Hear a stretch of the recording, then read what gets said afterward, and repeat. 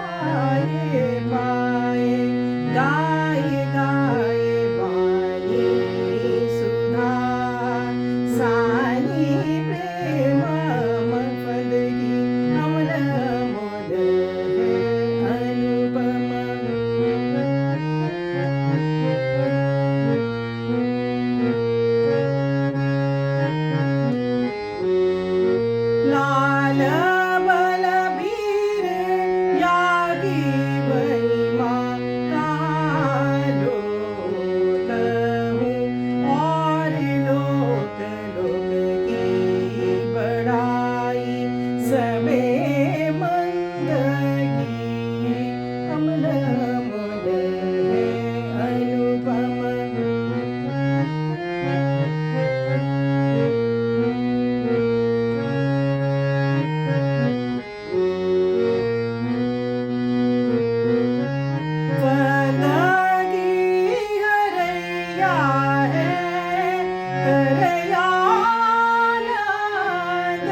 Sarayana